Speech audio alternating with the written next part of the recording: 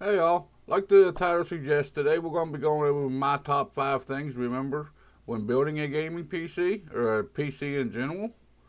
A lot of people showing you how to build PCs or mention these, but today I'm going to go in a little bit more in depth. I couldn't break it down to quite 5, so there's a couple bonus ones thrown in there. But stay tuned and we'll go through the 5 things that you need to remember when building a gaming PC.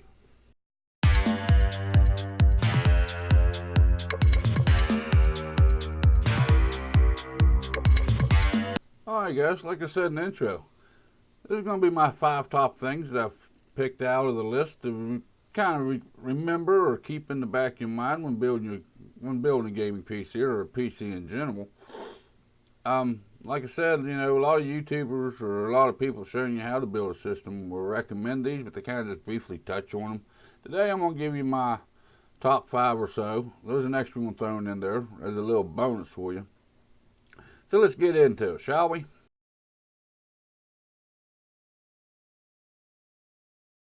The first thing is your out of the case test. Is my number 5.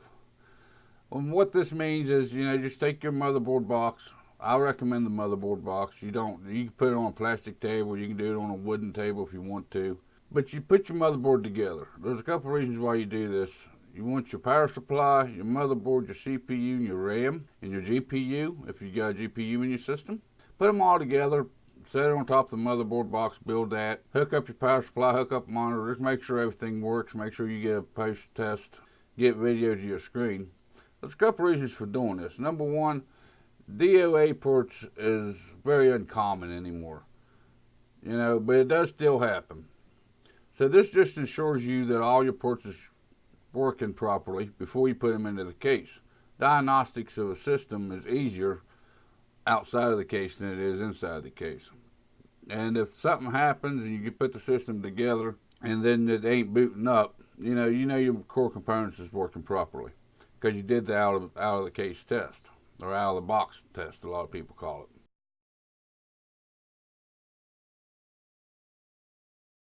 it. Okay, for number 4 on my list today, we have cable management. Now this don't do a whole lot for protecting your components or nothing. This is more of just a looks thing. But everybody likes the side panels that you can see through to see your system and whatnot. And your cable management, a lot of people say it interferes with airflow if you don't do it, and if you got a bunch of cables in the front, which it's negligible. I mean, there ain't you don't block a whole lot of airflow because of your cables. It's more of a looks thing, just to make it look nice, get them all behind the motherboard tray, tighten them down. Nowadays with RGB and side panels and everything, it's nice to have a nice looking system. That's what everybody wants, is a good looking gaming system. So that's my number 4 for today.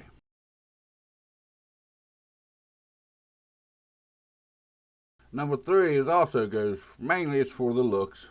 I'm gonna go with the I/O shield. Don't forget to put that I/O shield in the back of the case in that triangle before you put your motherboard in.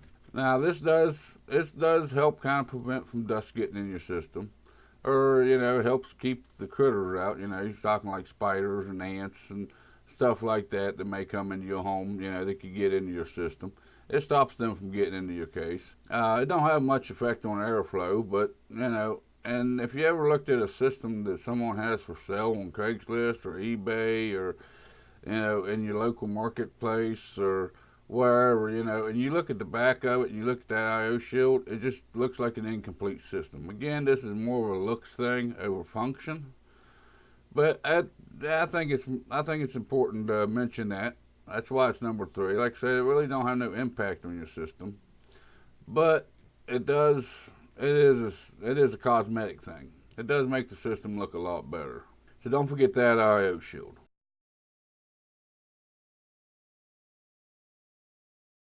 Number 2 on my list for the day.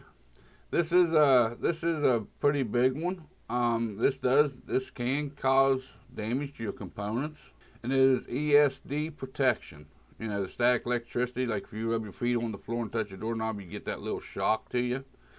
It ain't real. It ain't a real big thing, but it is important, because you can actually damage your computer components with this and not even feel it. So it ain't as big as it used to be back in the old days. Back when I got started, it was a big thing. You could go buy your wrist strap and ground yourself if you want.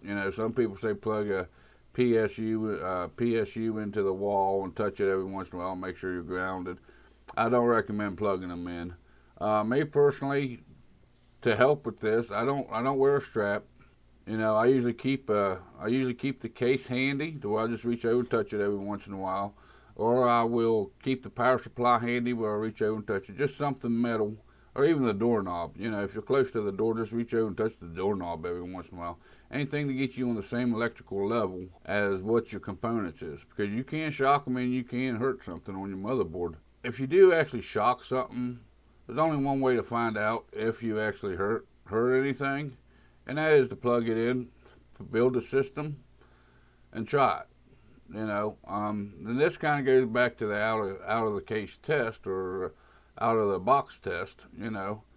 If you want to, you can hook it up outside of the case before you all get into the system. And sometimes if you would shock something, it ain't something that you notice right away. Sometimes it may be, it may kill a SATA port, or it may kill an M.2 slot. It may kill one of your graphics card slots that ain't being utilized. But it is possible. It ain't very likely, but it is possible that you could damage your components with this. So make sure you have some kind of ESD protection. Like I said, just something metal. Even if it's just a metal shelving unit close to you, just reach over and touch the metal every once in a while on it. Just something to get you on that same electrical level.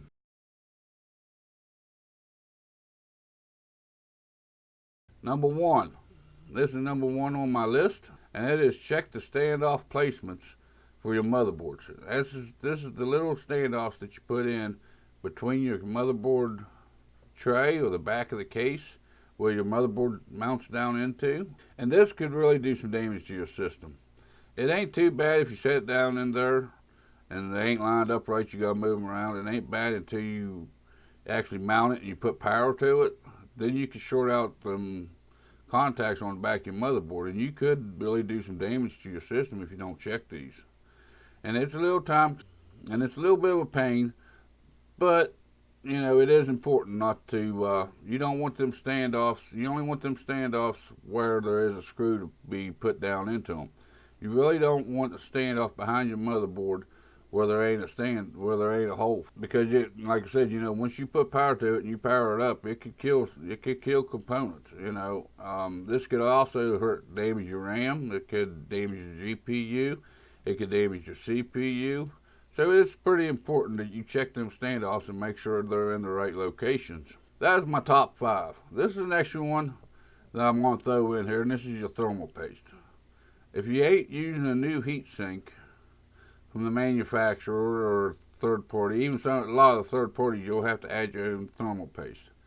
Make sure you put your thermal paste on top of the CPU, between the CPU and the heat spreader. You don't want thermal paste underneath inside the socket, between the socket and the CPU. You want it on top of the CPU, which I have seen photos of people that actually put thermal paste underneath the CPU instead of on top of the CPU. You can do this any way you want.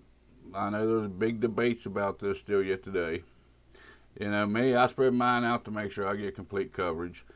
A lot of people just put some in the middle and let it go. Pea size drop, rice size drop, whatever it may be. You can do it however you want to do it. If you don't like the idea of spreading it out, then don't spread it. It's completely up to you. There's 1 or 2 degrees difference. The make, who makes it, there ain't much of a difference in it. If it's already applied to your heat sink, you really don't have to worry too much about this. And what they put on there is more than enough to do the job. So you guys don't have to really worry about it if it's a new heat sink. But like I said, if it's a heat sink that's off of a different build, or a lot of third-party companies that make heat sinks, you'll have to add your own thermal paste too. So make sure you do that. It's just a little bit of a bonus for you for today, because I done did the top 5. But if you liked what you saw here today, give me a thumbs up. If you didn't, give me a thumbs down. If you think there's something I should have mentioned in my top 5 that didn't make the top 5, I know there's quite a few that I left out, but I was trying to keep it down to about 5 or so. But I wanted to make sure I got that thermal paste in there. If you really liked what you saw here today, make sure you hit that subscribe button and turn on that notification bell. I've also been thinking about starting a weekly live stream to answer the questions and whatnot that's been coming into the comments of my videos. If you'd like to see that, let me know. And there's that comment section down there below. Let me know what you think about the weekly stream. Let me know, if you think there's something else I should have mentioned in my top 5, or maybe knock one of these out of my top 5 and replaced it with something else. So let me know what you think. Maybe you can jog my memory and bring up something that's a little bit more important to remember. Try to help each other out here on the channel. Until then, you all have a good day, and I'll see you in the next video.